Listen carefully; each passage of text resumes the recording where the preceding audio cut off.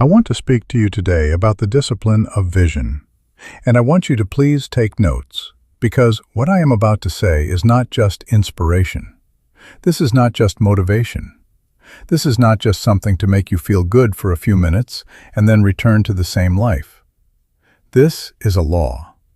It is a law of life. It is a law of leadership. It is a law of identity. It is a law of destiny. And if you understand this law, you will stop condemning yourself for symptoms and begin to correct the source. Many people keep saying, "I need more discipline." They say, "I need to be more consistent. I need to pray more. I need to study more.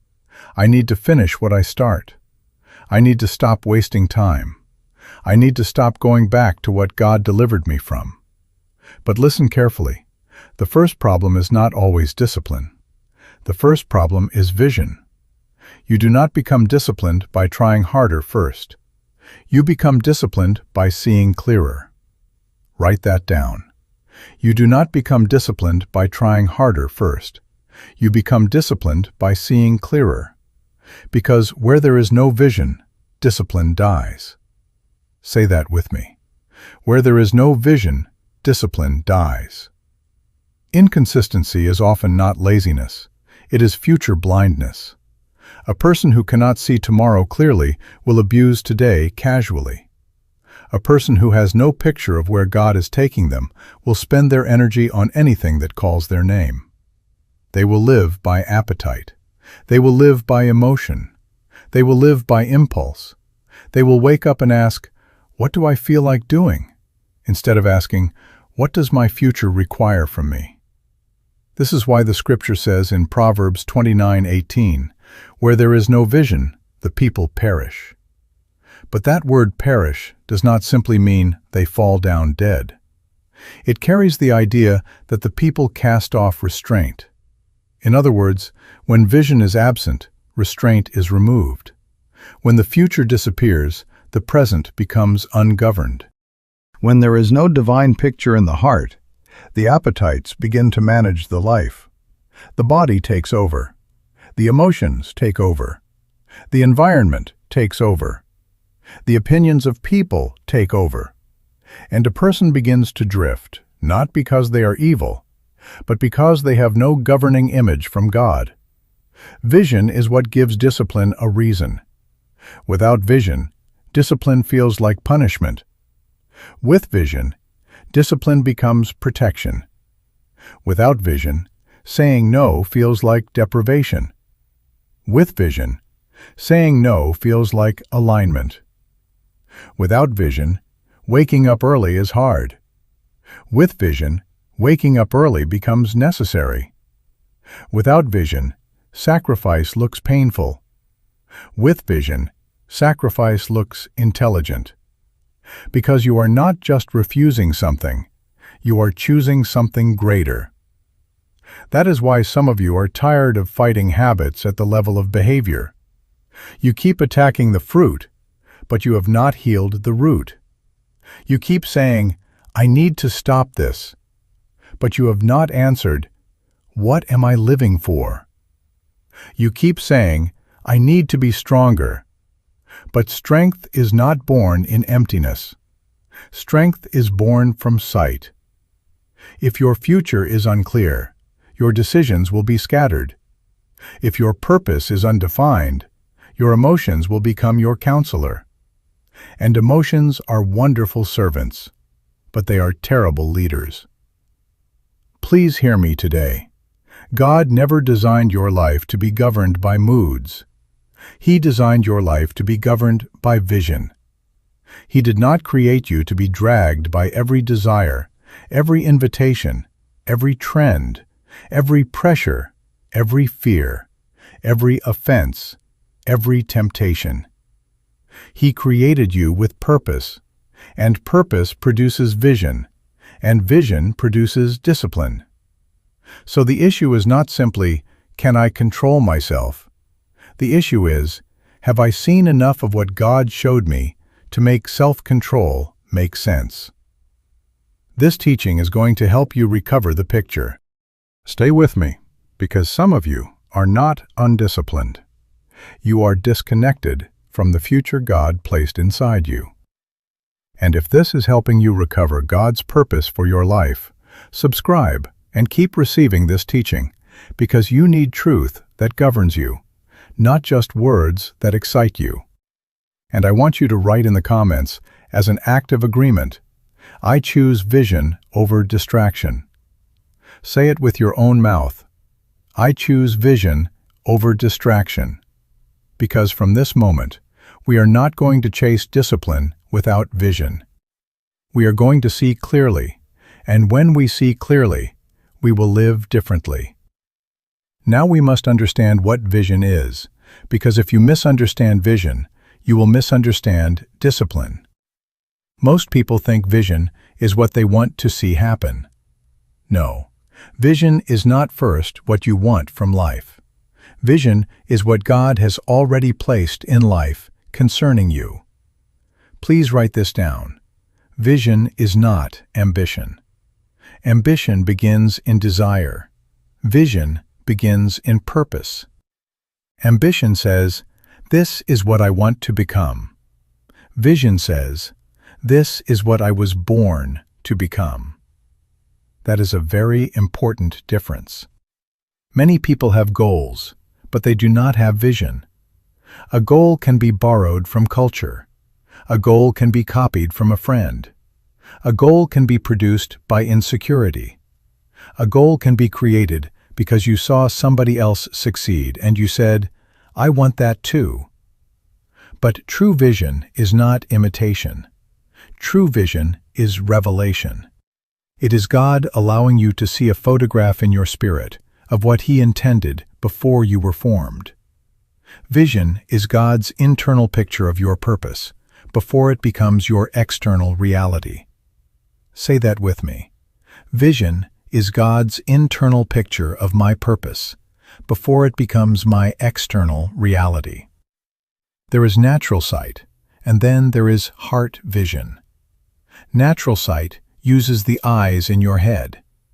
Heart vision uses the eyes of your understanding.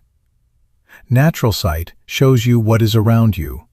Vision shows you what is within you. Natural sight can only show you your present environment, your present bank account, your present struggle, your present limitations, your present report, your present condition. But vision looks beyond present conditions because vision did not come from the condition. Vision came from God.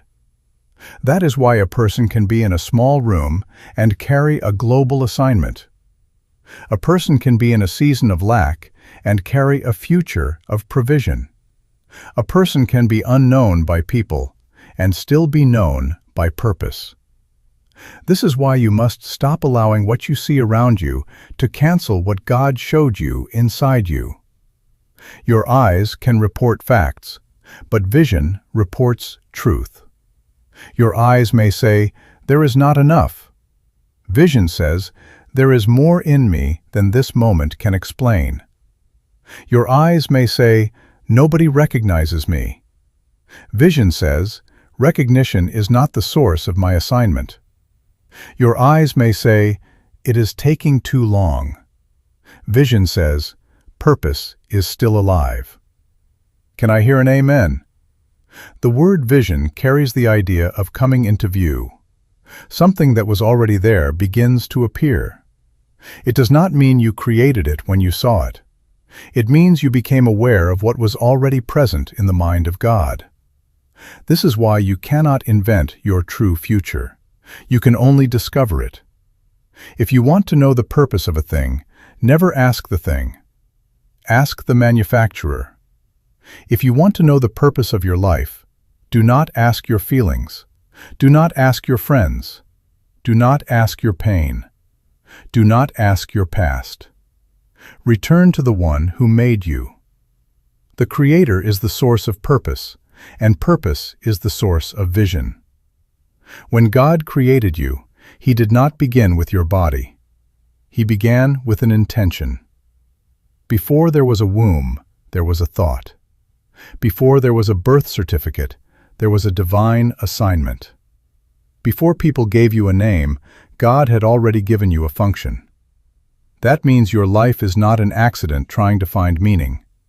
Your life is a purpose trying to find expression. And when that purpose begins to rise in your heart as a picture, that is vision. This is what Paul was talking about in Ephesians 3:20, when he said that God is able to do exceeding abundantly above all that we ask or think, according to the power that works in us. Notice, he does not do it according to the pressure around us. He does not do it according to the applause around us. He does not do it according to the economy around us. He does it according to the power that works in us. That means the future is not only ahead of you, the future is deposited in you. God does not just call you forward. He places something within you that pulls you forward. Some of you keep looking outside for permission to become what God has already planted inside. You are waiting for perfect circumstances. You are waiting for everybody to agree. You are waiting for your past to stop talking. You are waiting for confidence to fall from the sky. But vision is not outside of you, begging to enter. Vision is inside of you, demanding to be obeyed. It is the future knocking from within. It is purpose saying, "Become who you are." And let me tell you something about true vision. Vision should be out of reach, but never out of sight. Write that down. Vision should be out of reach, but never out of sight. If it is not out of reach, it will not stretch you. If it is out of sight, it will not govern you. God gives you a vision large enough to require growth, prayer, discipline, obedience, and faith, but clear enough that your heart can keep returning to it when life becomes difficult. Vision stretches you without disappearing from you. That is why a real vision will make you uncomfortable with your current level. It will disturb your laziness. It will challenge your excuses. It will expose your small thinking. It will make you say, "I cannot keep living like this and become that." But it will also encourage you, because every time you see it again in your spirit, you remember, "This did not begin with me. God put this in me." And if God put it in you, then there is capacity in you that your present season has not yet revealed. So do not reduce vision to a dream board. Do not reduce vision to a car, a house, a title, a platform, or a position. Those things may be tools, but they are not the vision. Vision is purpose seen by the heart. Vision is destiny giving discipline and assignment.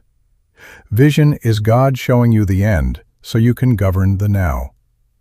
And once you begin to live from that inner photograph, you stop being controlled by everything your natural eyes can see. You begin to live from within. You begin to make decisions from purpose. You begin to measure opportunities by assignment. You begin to say, "Is this in line with what God showed me?" Tell your neighbor, "Live from vision." Say it again, "Live from vision." Because if you only live from what you look at, your life will be controlled by circumstances. But if you live from what God placed within you, your circumstances will have to bow to purpose. Vision is not what you look at. Vision is what you live from. Now let us go back to Proverbs 29:18, because this verse is not just a religious statement. It is a law of human behavior. Where there is no vision, the people perish. But we said that word perish carries the idea of throwing off restraint. That means when vision is absent, people do not simply lose excitement, they lose boundaries. They lose government. They lose self-control. They lose the inner reason to say no. Please write this down. The absence of vision removes the reason to say no. That is why people can know something is bad for them and still do it. Knowledge alone does not create discipline. Information alone does not create restraint. You can know that food is destroying your body and still eat it. You can know that relationship is draining your spirit and still answer the call. You can know that spending is ruining your future and still swipe the card. You can know that distraction is stealing your assignment and still sit there for 3 hours scrolling through other people's lives. Why? Because the appetite in front of you has become louder than the future within you. So discipline is not sustained by pressure. Discipline is sustained by a future you can see. Pressure may make you change for a week.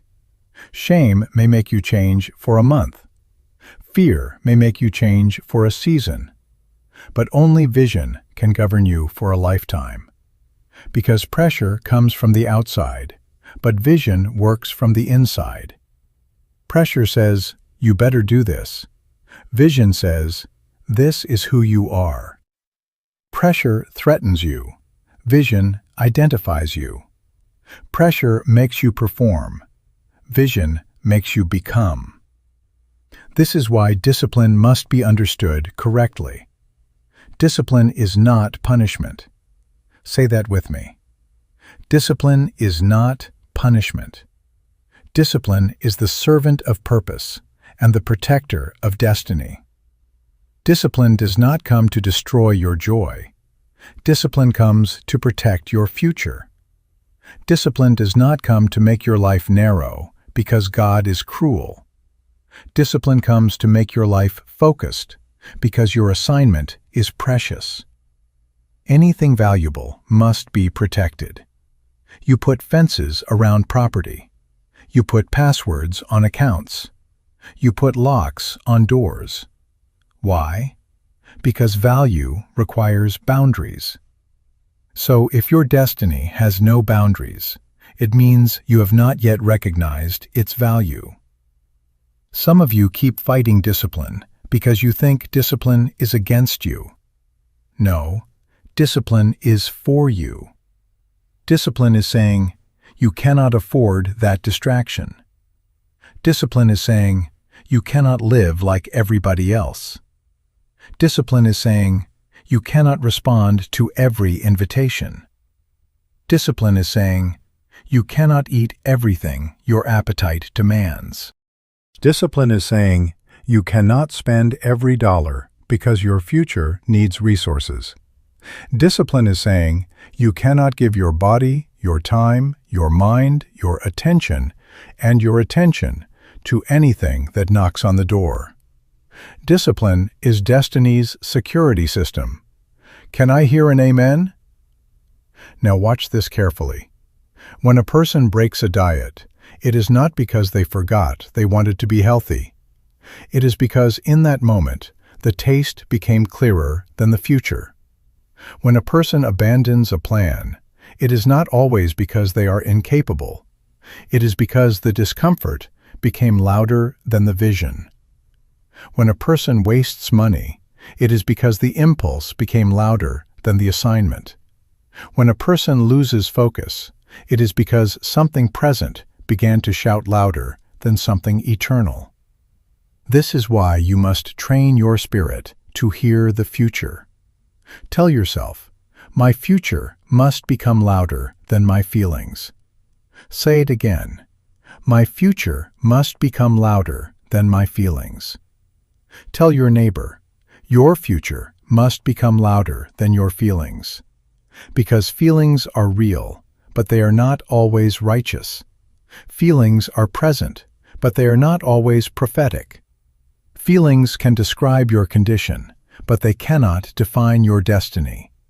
If you let feelings lead you, you will keep making permanent decisions under temporary emotions. But when vision governs you, you can feel something and still obey God. You can desire something and still say no.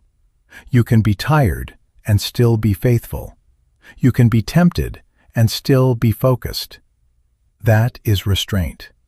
Restraint is not the absence of desire. Restraint is desire under government. A disciplined person is not a person who never feels appetite.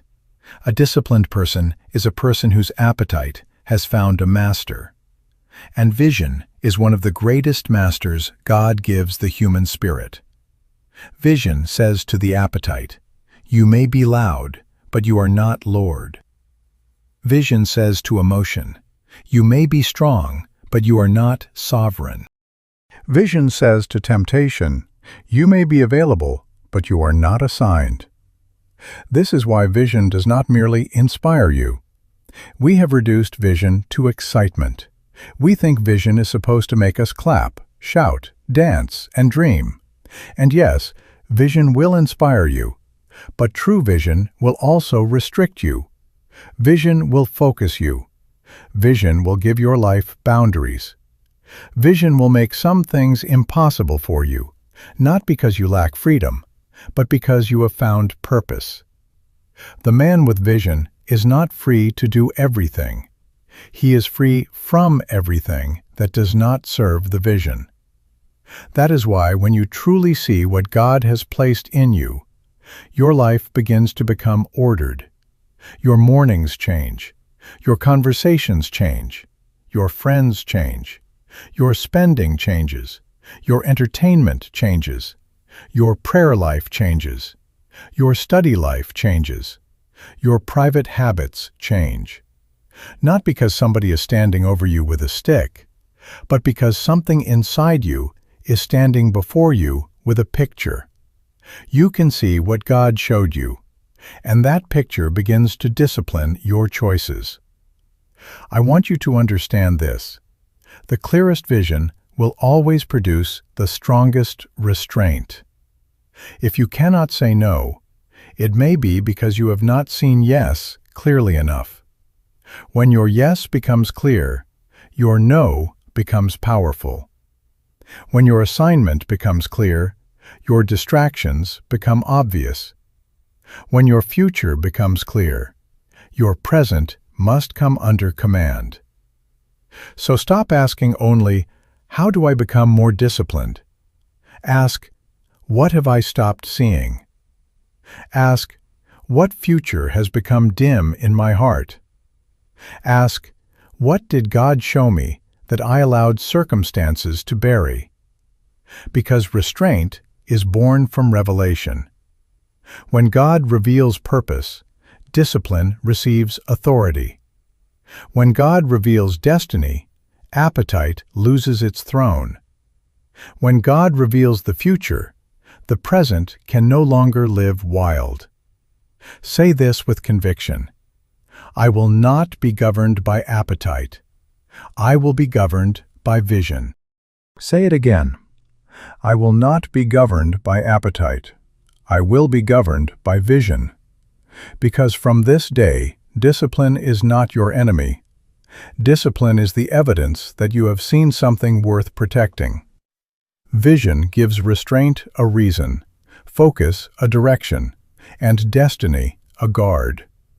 And when the future God placed in you becomes louder than the feelings around you, you will stop casting off restraint and begin living under divine purpose. Now, here is the part many people do not like, but it is necessary. Vision imprisons you before it releases you. Write that down. Vision imprisons you before it releases you. That sounds strange, because everybody wants freedom. Everybody wants options. Everybody wants to say, I can do whatever I want to do. I can go wherever I want to go. I can be with whoever I want to be with. I can spend my time any way I choose. But listen carefully. Freedom without vision becomes confusion. Freedom without purpose becomes danger. Freedom without assignment becomes wandering. A person with no vision needs many options because they do not know where they are going. But a person with vision does not need many options. They need alignment. See, when you know where you are going, you do not celebrate every road. Some roads may be beautiful, but they are wrong. Some invitations may be flattering, but they are dangerous. Some opportunities may look impressive, but they are irrelevant. And vision gives you the power to say, "That may be good, but it is not mine." This is why vision makes life simple. Say simple. Vision makes life what? Simple. Not easy, but simple. There is a difference. Easy means there is no pressure. Simple means there is no confusion. Vision may not remove the pressure, but it removes the confusion. Vision gives every decision one question. Does this serve the future God showed me? That is it. Does this relationship serve the vision? Does this habit serve the vision? Does this spending serve the vision? Does this entertainment serve the vision? Does this career move serve the vision? Does this conversation serve the vision?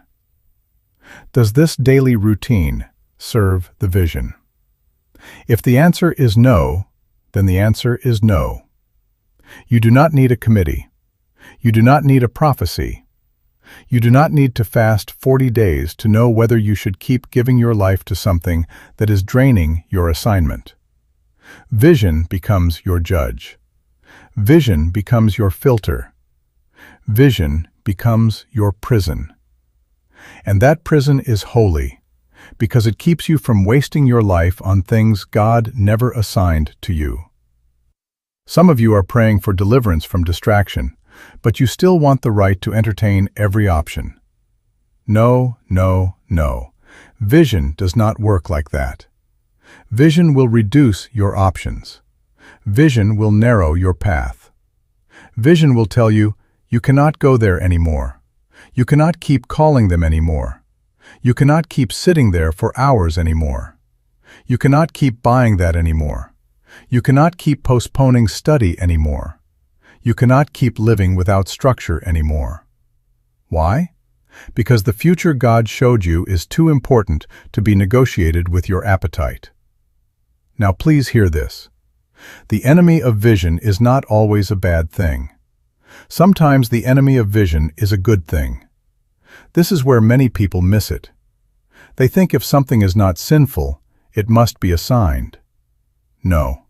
Something can be good and still not be right for you. Something can be legal and still not be purposeful. Something can be impressive and still be a distraction. Something can make people clap for you and still pull you away from what God sent you to do. That is why vision protects you from good things. Write that down. Vision protects me from good things. Because if the devil cannot destroy you with evil, he will distract you with good.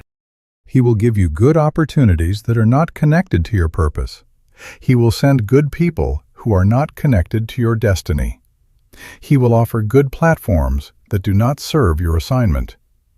He will give you good ideas that scatter your energy. And if you have no vision, you will say yes to everything that looks good. And after a while, your life will be full, but not fruitful. Fruitfulness is not doing many things. Fruitfulness is doing the right thing until it produces. A tree does not produce 10 different fruits to prove it is successful. It produces according to its nature. An orange tree does not become insecure because it is not producing mangoes. It simply becomes what it was created to be. That is vision. Vision says, be what God made you. Stop trying to become everything that impresses people. When vision imprisons you, your relationships come under government. You stop choosing people only because they are fun, attractive, available, or familiar.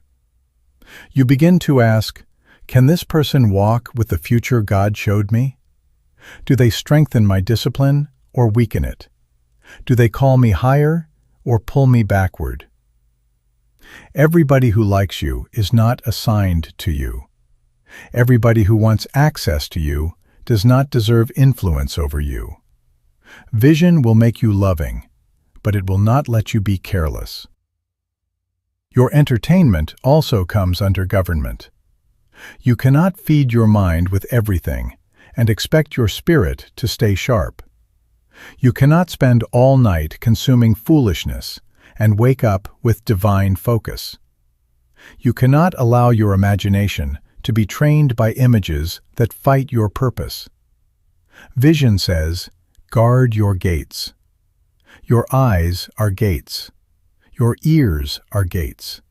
Your conversations are gates.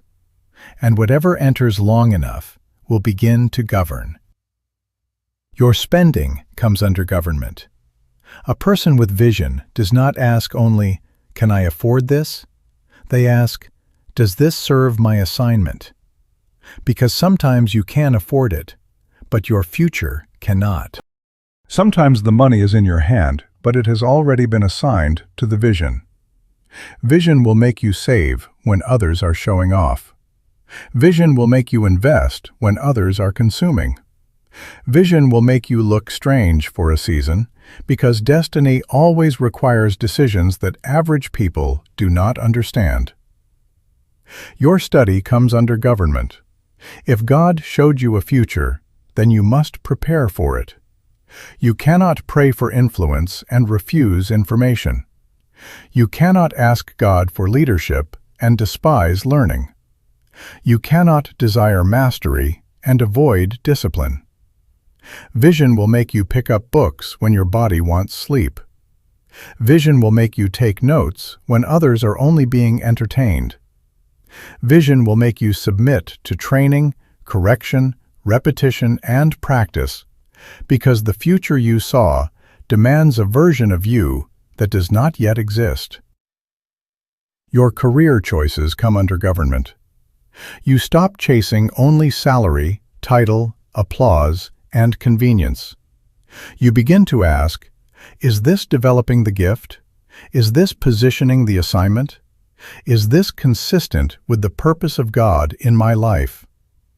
Sometimes a door opens, but it opens in the wrong direction. Sometimes promotion is really diversion. Sometimes more money can cost you your future if it pulls you away from your assignment. So do not be impressed by every open door. Ask who opened it, and ask where it leads. Even your daily routine must bow to vision. The time you wake up, the way you plan your day, the food you eat, the people you answer, the places you go, the things you practice, the hours you waste, all of it must come under the picture. Vision does not just live in Sunday worship. Vision must enter Monday morning. Vision must enter your calendar. Vision must enter your closet. Vision must enter your phone. Vision must enter your bank account. Vision must enter your habits. Tell your neighbor, let the vision govern. Say it again, let the vision govern. Because until vision governs, appetite will govern.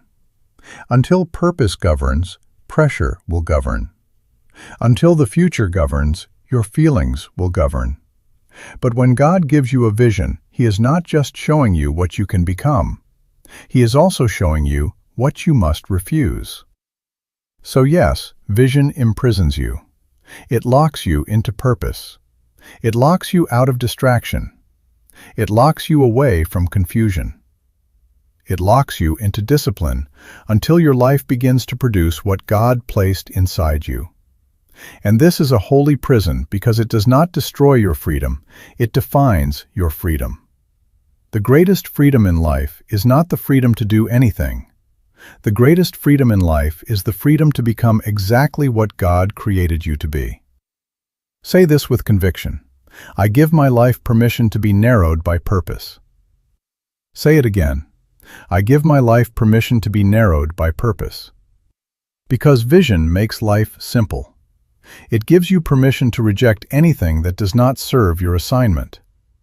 And when you can say no to what is not yours, you finally become available for what God has called yours. Now, let us bring this home, because it is possible to agree with the principle and still miss the diagnosis. We can shout about vision. We can write notes about discipline. We can say amen when the future is mentioned. But the question is not only, do I believe vision is important?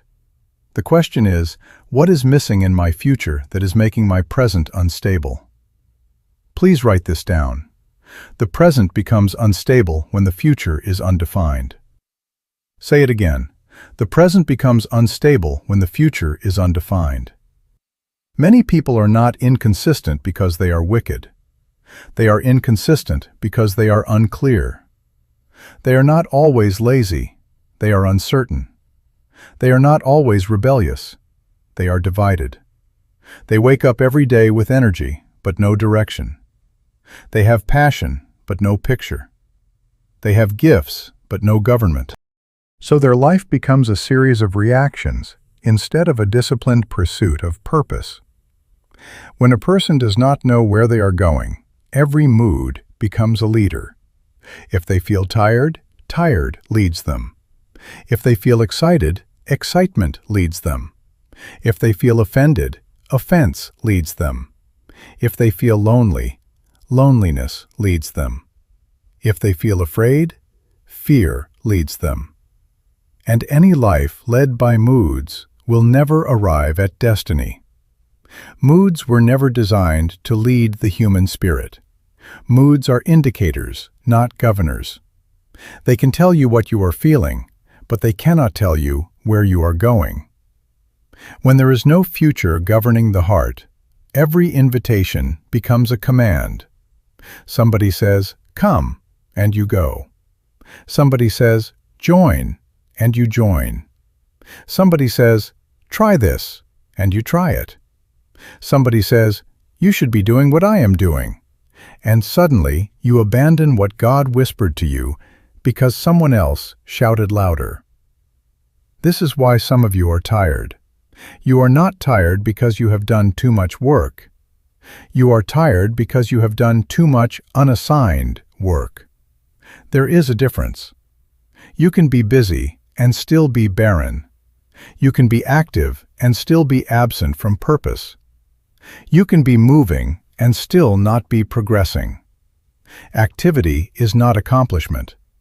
Movement is not mastery. Noise is not fruit.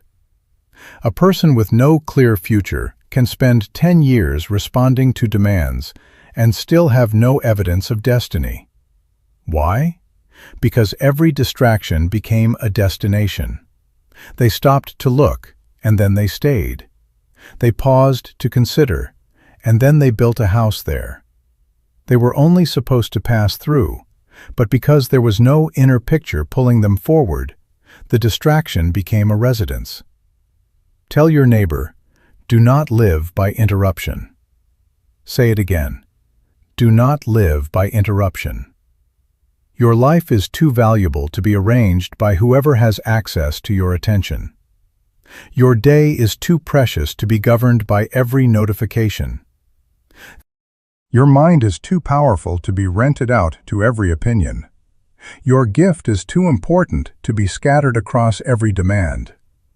If God put a purpose in you, then your attention must become holy. Your time must become holy. Your yes must become holy. Your no must become holy. Now listen carefully. You cannot focus if you do not know who you are becoming. Focus is not just concentration. Focus is identity under discipline. When you know who God is forming you to become, you begin to recognize what does not belong to that person. The future you see becomes a mirror. You look at your behavior and say, that does not match. You look at your habits and say, that does not belong. You look at your conversations and say, that is beneath my assignment. You look at your private life and say, this cannot travel with me into purpose. That is why vision corrects identity. It does not simply show you what you will do. It shows you who you must become. If God has called you to lead, then you cannot keep thinking like a victim.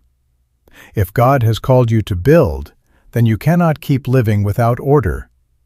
If God has called you to teach, then you cannot despise study. If God has called you to heal, then you cannot keep poisoning your own spirit. If God has called you to carry influence, then you cannot keep making decisions like your life belongs only to you. But here is the danger. Many people are inconsistent because they are trying to live from someone else's vision. Write this down. Imitation creates exhaustion. Say it again. Imitation creates exhaustion. You can admire another person's assignment, but you cannot borrow their grace. Grace is attached to assignment. God gives you grace for what He called you to do, not for what you copied from somebody else. When you try to become someone you were never designed to be, even success will wear you out. This is why comparison is dangerous. Comparison does not just make you jealous. Comparison can make you disobedient. You see what someone else is building, and you abandon your field.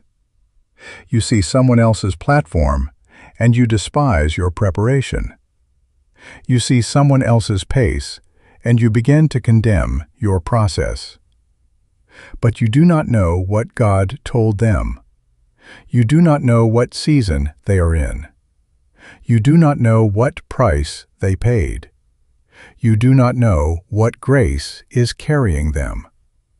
Stop trying to wear another man's mantle when God has already measured one for your shoulders. David could not fight in Saul's armor. The armor was royal, but it was wrong. It was impressive, but it was not assigned. It belonged to a king, but it did not fit the warrior God was forming. And some of you are losing battles because you are wearing what people gave you, instead of using what God trained in you. You are trying to sound like them, move like them, build like them, post like them, lead like them, pray like them, succeed like them. No. Be delivered from borrowed vision. The question is not, what is everybody else doing? The question is, what future has God placed in me that is worth changing my present behavior for? Ask that slowly. What future has God placed in me that is worth changing my present behavior for? Because until the future becomes precious, the present will remain negotiable. Until the vision becomes compelling, discipline will feel optional. Until purpose becomes personal, you will keep drifting toward whatever is loudest. So I want you to examine your inconsistency differently. Do not only ask, "Why do I keep stopping?" Ask, "What have I not seen clearly enough to keep going?" Do not only ask, "Why do I keep saying yes to distraction?" Ask, "What future have I not honored enough to say no?" Do not only ask, "Why am I so unstable?" Ask, "Where is the picture that should be governing me?" Say this with conviction. My future will govern my present. Say it again. My future will govern my present. I will not be led by moods. I will not be commanded by invitations. I will not turn distractions into destinations. I will not live from borrowed vision. I will discover what God placed in me, and I will let that future discipline the life I am living now. Because when the future is defined, the present comes under order. When identity is clear, focus becomes possible. And when vision captures the heart, inconsistency begins to lose its power. Now, when the future becomes clear and the present comes under order, the next word God introduces is dominion. This is very important. We are not just talking about personal discipline so you can feel better about yourself. We are talking about kingdom assignment. We are talking about the reason God put you in the earth. In Genesis, when God created man, He said, "Let them have dominion." That word dominion does not mean abuse. It does not mean control people. It does not mean arrogance. Dominion means responsible rulership. It means mastery. It means governing a sphere until it produces what God intended. Please write this down. Dominion requires mastery. Say it again. Dominion requires mastery. God did not create you to wander through life, touching everything and mastering nothing. He did not put gifts in you so you could scatter your energy across every trend, every invitation, every opinion, every opportunity, every demand, and every distraction. No, you were born to master something. Not everything. Something. There is an area in creation that is waiting for your discipline. There is a problem that is waiting for your gift to mature. There is a people who will be served by what God placed inside you, but they cannot receive it fully while you are scattered. This is why focus is not a small matter. Focus is the price of becoming valuable. A person who refuses focus refuses mastery. And a person who refuses mastery will live with potential but produce very little fruit. Potential is what you can do. Mastery is what you have disciplined yourself to do consistently with excellence. Potential impresses people for a moment. Mastery serves people for a lifetime. Potential says, I could. Mastery says, I have become. Some of you are gifted in many directions, and that is part of your challenge. You can do a little of this, a little of that, a little of something else, and people keep clapping for your ability. But applause can be dangerous if it rewards you for being scattered. You can become busy because people discovered you are useful, but usefulness without vision can become bondage. Everybody wants a piece of your talent, but God wants the whole of your assignment. And if you do not know what you were born to master, you will spend your life helping everybody else build, while your own field remains uncultivated. Tell your neighbor, master your field. Say it again, master your field. You cannot have dominion over a field you refuse to cultivate. The farmer does not become fruitful by running from field to field, admiring other people's soil. He must stay with his field. He must break the ground. He must plant seed. He must remove weeds. He must water. He must wait. He must return again and again and again. That is mastery. Mastery is not magic. Mastery is repeated obedience in one direction until your gift becomes dependable. This is why a crowded schedule is not proof of purpose. Write that down. A crowded schedule is not proof of purpose. Some people think because they are busy, they are effective. No. Life is not measured by how much you do. Life is measured by whether what you do is connected to why you were born. You can fill every hour and still neglect your assignment. You can answer every message and still ignore God. You can attend every meeting and still avoid mastery. You can be exhausted at night and still have no fruit from the day, because busyness is not the same as dominion. Dominion demands that your energy be gathered. You cannot master your assignment while your energy is scattered across everything. Your mind cannot be everywhere. Your hands cannot be in everything. Your spirit cannot be attached to everything. Your time cannot belong to everybody. If you are going to become valuable, you must narrow. You must study what God called you to do. You must practice when nobody is applauding. You must repeat what seems boring until it becomes excellence. You must refuse distractions that flatter your ego but weaken your assignment. You must become known for something that serves others. Do not seek success first. Seek to become valuable. Success is often the result of value recognized. When you become valuable, people will look for you.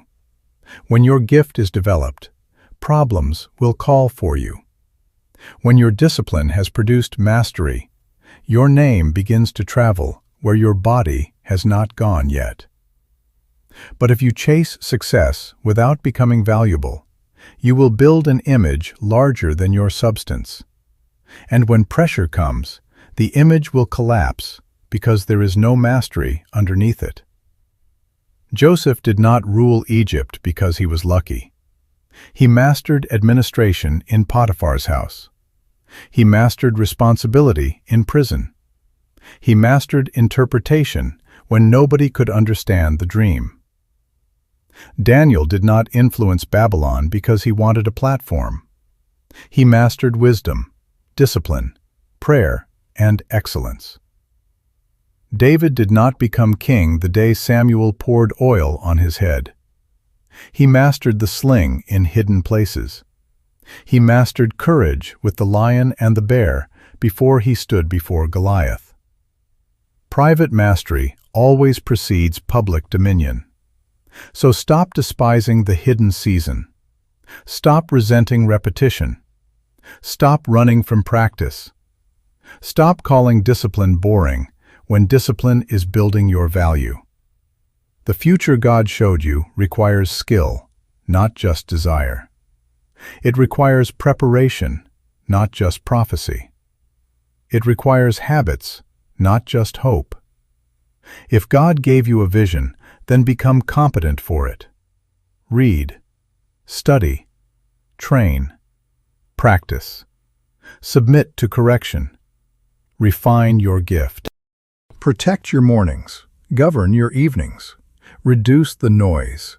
Gather your energy. Say this with conviction. I was born to master something. Say it again.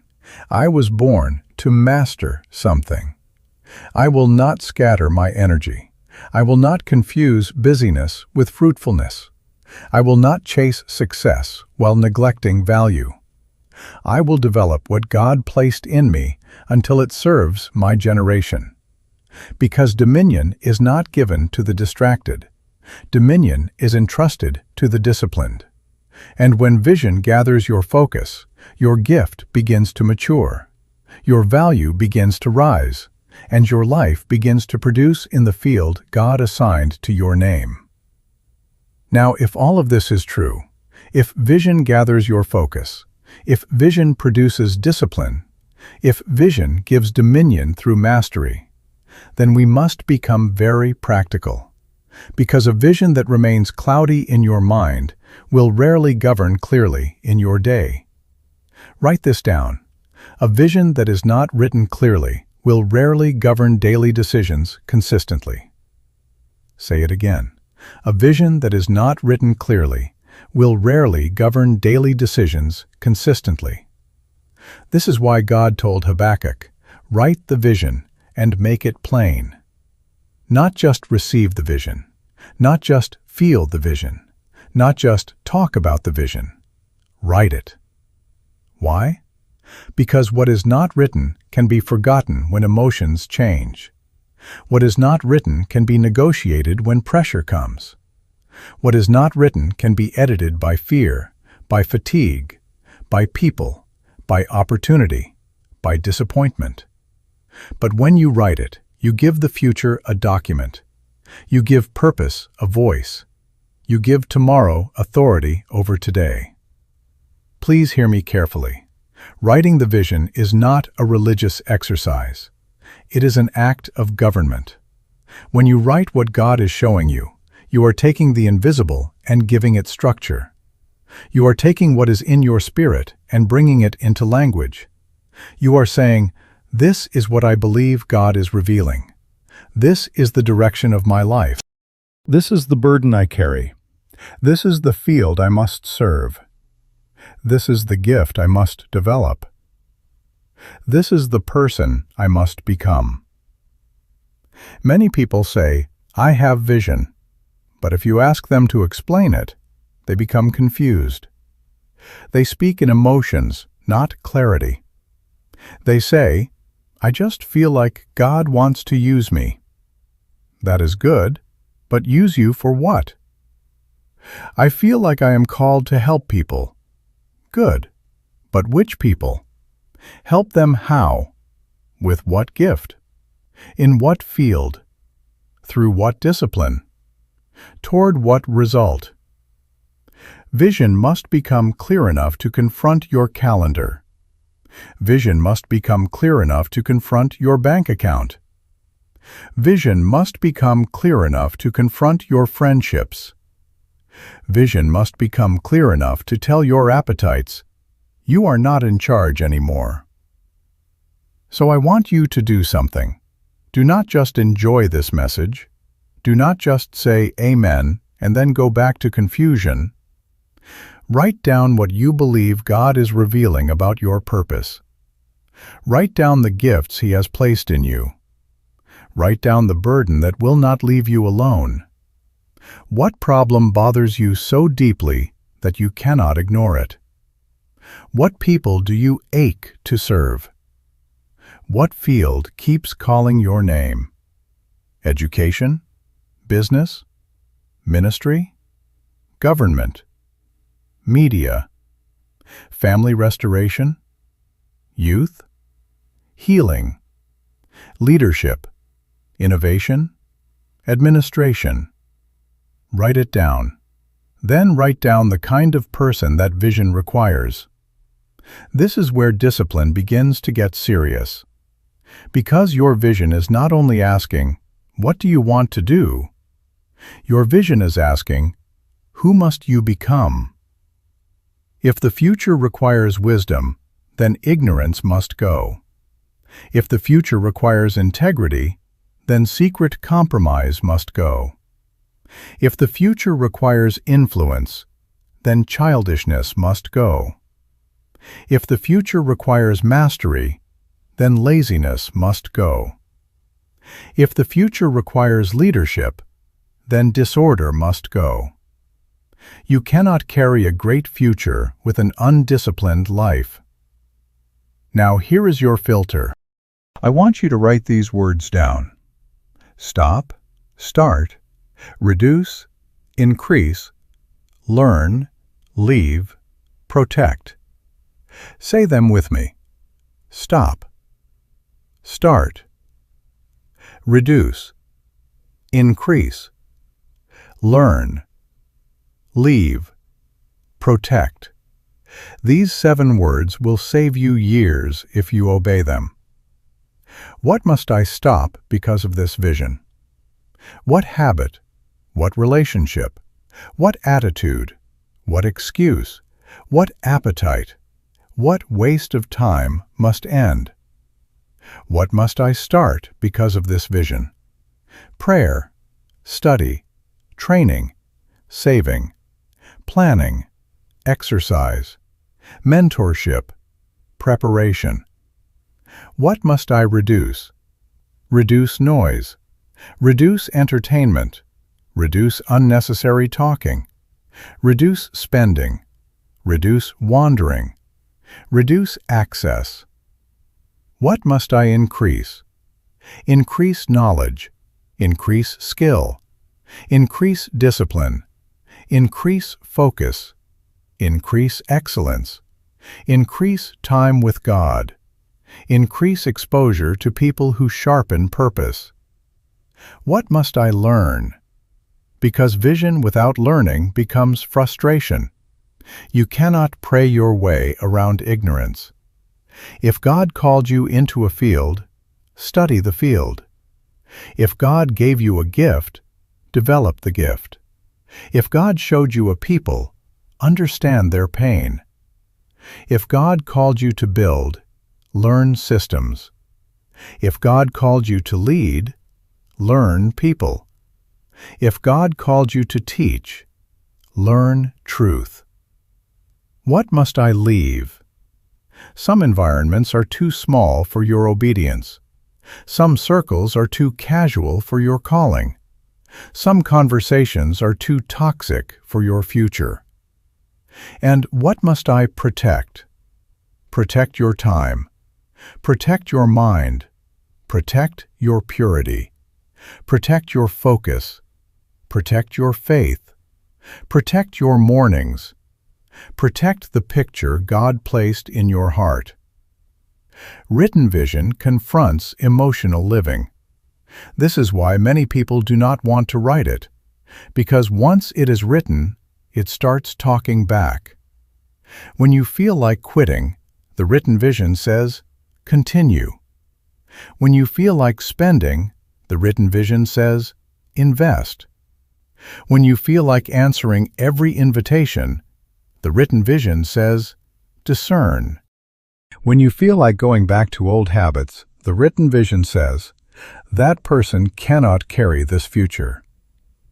A written vision gives your future a seat at the table of your decisions. Build routines around the vision. Do not leave destiny to chance. Pray over it.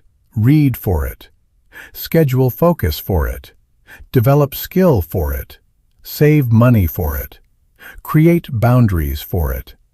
Choose relationships that strengthen it. Review it until it becomes part of your language. Review it until your day recognizes it. Review it until your emotions submit to it. Because whatever you review, you reinforce. Whatever you reinforce, you become. Say this with conviction.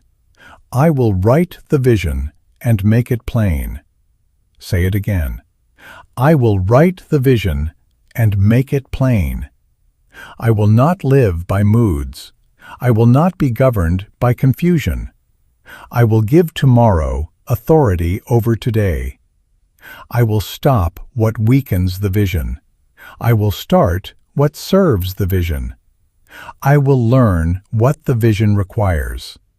I will leave what distracts me.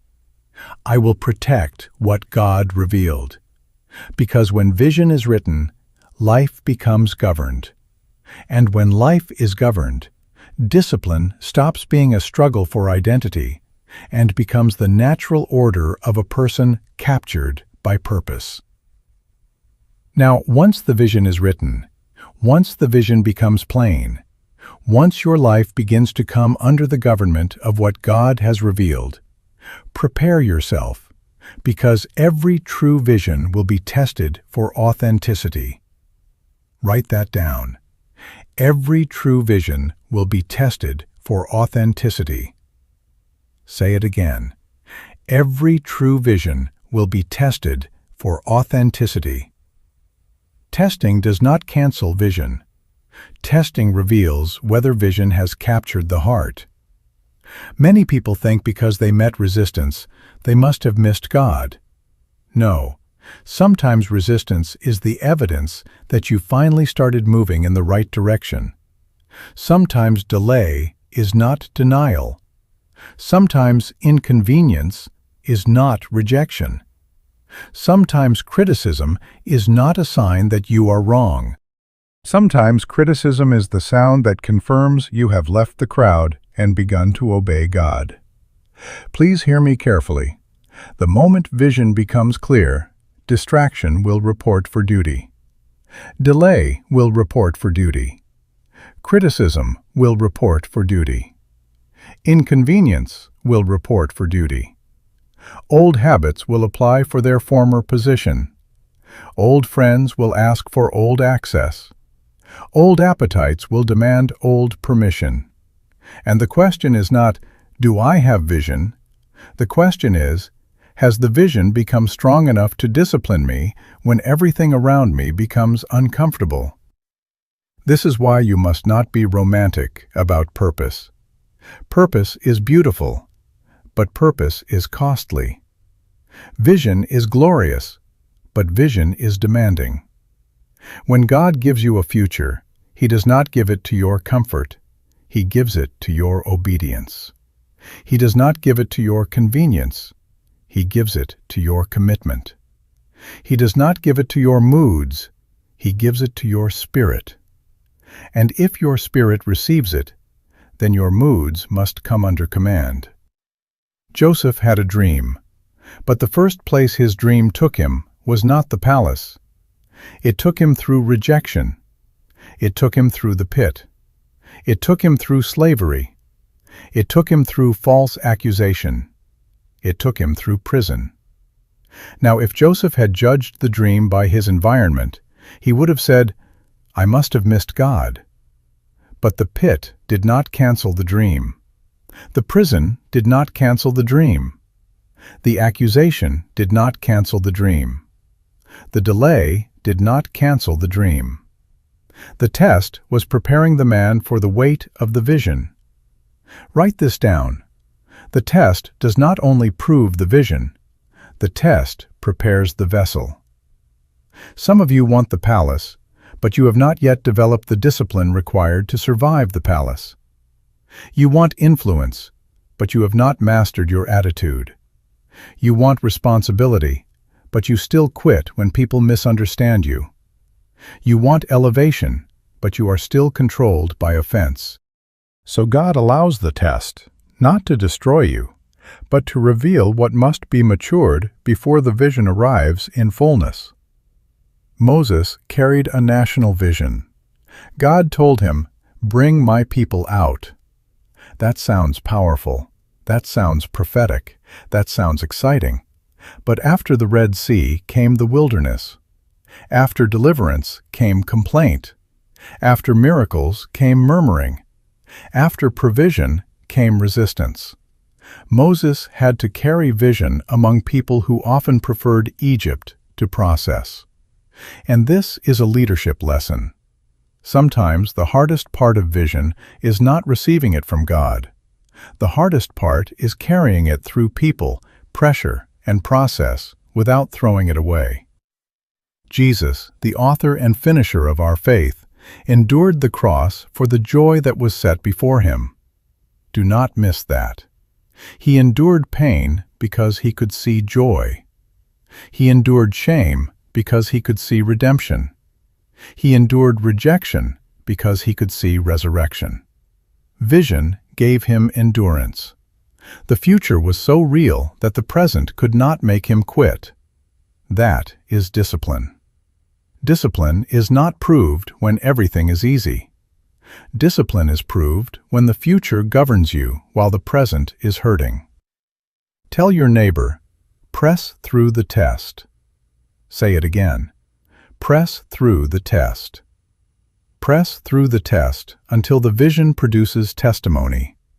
Do not throw away your future because the present became uncomfortable. Do not abandon what God showed you because people did not understand you. Do not tear up the written vision because delay made you tired. Do not go back to confusion because clarity became expensive. If God gave it, then guard it. If God spoke it, then obey it. If God showed it, then discipline your life until it comes to pass. Now listen. A test will always ask one question. Is this future real to you? When you are tired, the test asks, is it real? When you are criticized, the test asks, is it real? When nobody claps, the test asks, is it real? When the door closes, the test asks, is it real? When you have to keep serving in hidden places, the test asks, is it real? And your discipline becomes the answer. Every time you continue, you answer. Every time you pray again, you answer. Every time you study again, you answer. Every time you say no to distraction, you answer. Every time you refuse to return to the old life, you answer. So brace yourself, but do not be afraid. Vision does not exempt you from testing. Vision gives you a reason to endure it. Vision does not remove pressure. Vision gives pressure purpose. Vision does not make every road easy. Vision makes every road meaningful. The person without vision suffers and becomes bitter. The person with vision suffers and becomes better. Why? Because they know the test is not the end of the story. Say this with conviction. I will press through the test. Say it again. I will press through the test. I will not throw away my future. I will not be ruled by discomfort. I will not interpret resistance as cancellation. I will not surrender the vision because the process is painful. I will endure with discipline. I will obey with focus. I will keep the picture before me. Because testing does not cancel vision. Testing reveals whether vision has truly captured the heart. And when vision captures the heart, endurance rises, discipline stands, and the test becomes the birthplace of testimony. Now, after the test, after the pressure, after the process, after the delay, after the writing of the vision and the governing of the life, we come to the final demand. Become the person your vision requires. Write that down in your spirit. Become the person your vision requires. Because God is not only showing you a future to admire, He is calling you into a transformation you must accept. This is where many people lose the vision. Not because the vision was false, but because they wanted the future without becoming the person who could carry it. They wanted influence without maturity. They wanted increase without order. They wanted leadership without discipline. They wanted harvest without cultivation. But every true vision makes a demand on the person who receives it. Vision does not just point to where you are going. Vision exposes what must change in who you are. Please hear me. The future God placed in you is strong enough to discipline the present you are living in now. Say that with me. The future God placed in me is strong enough to discipline my present. That is the revelation. Vision gives identity. Identity gives restraint. Restraint gives focus. Focus produces mastery. Mastery releases value into the world. Let me say it again because I want this to get in your bones. Vision gives identity. When you see what God placed in you, you stop asking everybody else to name you. Identity gives restraint. When you know who you are, you cannot do everything anymore. Restraint gives focus. When you stop doing everything, your energy gathers. Focus produces mastery.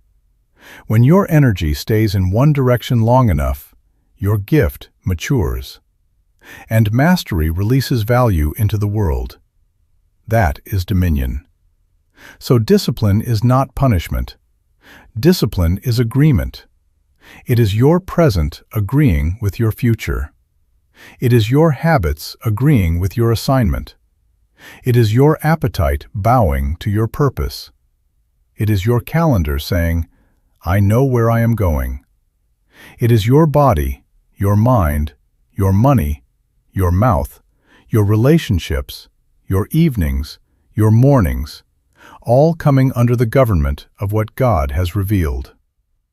Some of you have been fighting discipline because you thought discipline was your enemy. No.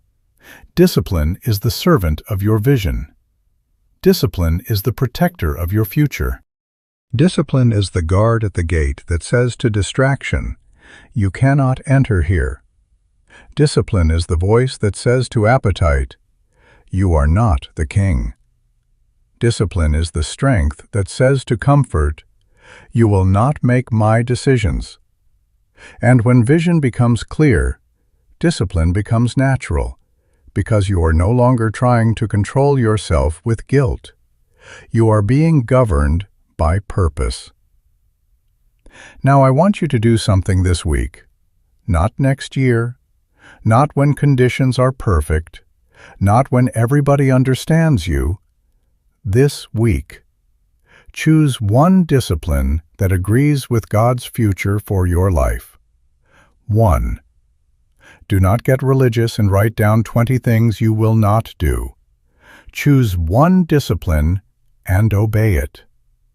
If the vision requires wisdom, begin reading. If the vision requires health, begin walking. If the vision requires financial order, begin budgeting. If the vision requires spiritual strength, set your prayer time. If the vision requires mastery, schedule practice. Choose one discipline that tells your future, "I believe you." And then choose one distraction to remove because it is stealing your focus. 1. What is it? Is it the phone? Is it a relationship? Is it late-night wandering? Is it unnecessary entertainment? Is it complaining? Is it comparing yourself to people God did not call you to imitate? Is it spending money to impress people who are not assigned to your destiny? Remove one distraction this week, not because you hate life, but because you love purpose. Not because you are under bondage, but because you are under vision. Tell your neighbor, become the person. Say it again, become the person. The vision is not waiting only for time. Sometimes the vision is waiting for you. It is waiting for your maturity. It is waiting for your obedience. It is waiting for your focus. It is waiting for your integrity. It is waiting for your discipline. God will not deliver a great future into an undeveloped vessel and allow the future to destroy the person. So He trains you, He corrects you, He narrows you, He stretches you, He calls you higher, not to shame you, but to shape you. Do not die with the picture still trapped in your heart. Do not live as a prisoner of appetite when God gave you a vision for dominion. Do not let distraction steal what prayer revealed. Do not let comfort rob your generation of your value. You were born to serve something greater than your mood. You were born to master something greater than your excuses. You were born to release something into the world that did not exist before you obeyed God. Now say this with conviction. I will not live by appetite. I will not be ruled by distraction. I will see what God placed in me, and I will discipline my life for His purpose. Say it again. I will not live by appetite. I will not be ruled by distraction. I will see what God placed in me, and I will discipline my life for His purpose. I will write the vision. I will guard the vision. I will obey the vision. I will become the person the vision requires. My future will govern my focus. My purpose will govern my choices. My identity will govern my restraint. My assignment will govern my discipline. I will not surrender the picture because the process is painful. I will not go back to confusion because clarity is costly. I will not give my energy to everything when God called me to master something. If this word is true in you, then speak it. Comment the truth you are choosing to live. Say, my future is governing my focus. Say, I will discipline my life for purpose. Put it where your own eyes can see it, because confession is not noise when it agrees with obedience. And if you are committed to growing in kingdom identity, purpose, and disciplined vision, then stay connected, subscribe, and keep feeding the future God placed in you. Because you are not finished. The test is not the end. The delay is not the end. The struggle is not the end. The future God placed in you is stronger than the distraction around you. It is stronger than the appetite fighting you. It is stronger than the old pattern calling you back. So stand in the vision. Walk in the vision. Discipline your life for the vision, and declare it with your whole spirit. I will endure. I will obey. I will focus. I will master what God assigned to me. I will not surrender the vision.